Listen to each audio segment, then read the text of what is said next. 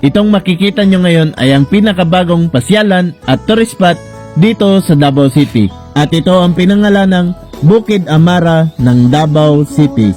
Sigurado akong mamamangha ka dahil sa sobrang ganda ng hardin ng mga bulaklak na nakapaligid dito. Mayroon lamang silang entrance fee na 100 pesos at libre lang para sa mga kids at bata. At sobrang perfect din mag-photoshoot, prenup at mag-selfie dito dahil bukod sa sobrang ganda ng mga bulaklak ay matatanaw mo rin dito sa hardin ang napakagandang view ng Mount Apo. At sa mga gustong pumunta dito sa garden ay huwag pong mag-alala sa daanan dahil mula Davao City patungo dito ay nasa 30 minutes lang ang biyahe at sementado lahat ng daanan.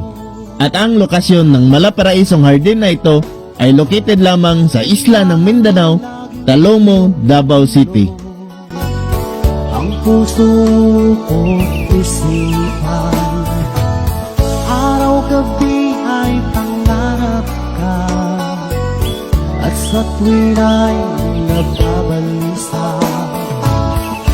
Dahil ba ang puso ko ay labis ng umibig sa'yo,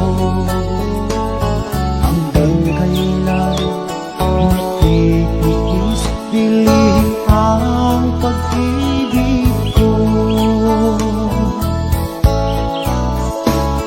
Ano ang gagawin sa utos ng damdamin? Para bang hangin na kahirap pigilin? Sana'y unawain ang puso sa'yo'y bagyo. Nais kong malaman mo na iniibig kita.